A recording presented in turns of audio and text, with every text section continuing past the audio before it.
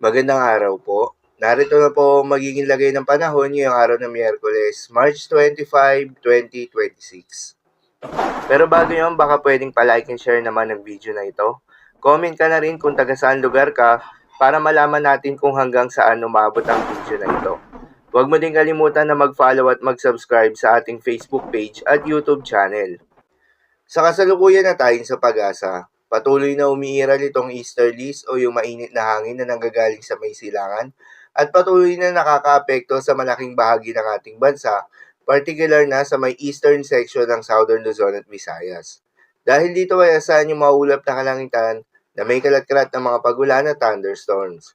Habang sa nalalabing bahagi pa ng ating bansa kasama ng Metro Manila, ay asahan naman yung bahagyang maulap hanggang sa maulap na kalangitan na may kalat-kalat ng mga pagulan o thunderstorms na dulot pa rin ng easterlies.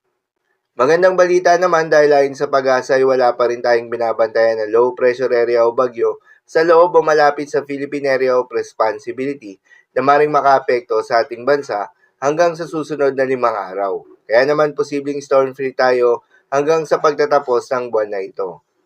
Para naman sa heat index forecast, narito yung mga lugar na posibleng makaranas ng matinding init ngayong araw.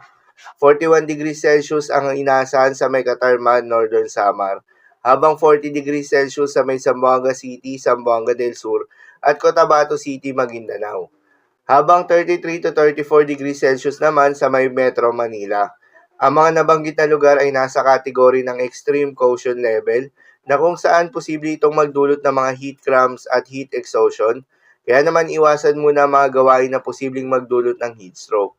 At ugaliin na uminom ng tubig at magdala ng payong kung sakaling lalabas ng inyong mga tahanan.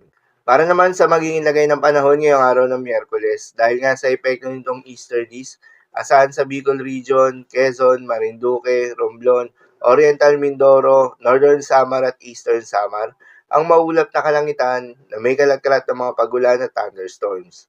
Posible ang mga pagbaha o pagguho ng lupa. Due to moderate to at times heavy rains. Habang sa Metro Manila at nalalabing bahagi pa ng ating bansa, ay asahan naman yung bahagyang maulap hanggang sa maulap na kalangitan na may kalat-kalat ng mga pagulan o thunderstorms na dulot pa rin ng easterlies. Posible rin ang mga pagbaha o pagguho ng lupa during severe thunderstorms. Madalas nabubuo ang mga thunderstorms na ito tuwing hapon o gabi na nagtatagal ng 1 hanggang 2 oras.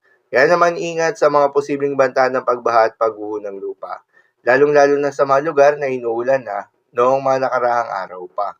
Para naman sa magiging lagay ng mga dagat baybayin, ayon sa pag-asa ay wala pa rin tayong nakataas na gale warning sa anumang seaboards ng ating bansa. Kaya naman malayang makakapamalaot yung mga kababayan nating mangingisda. At yung may mga maliliit na sasakyan pandagat, subalit iba yung pag-iingat pa rin, lalo na kung meron tayong offshore thunderstorms activity.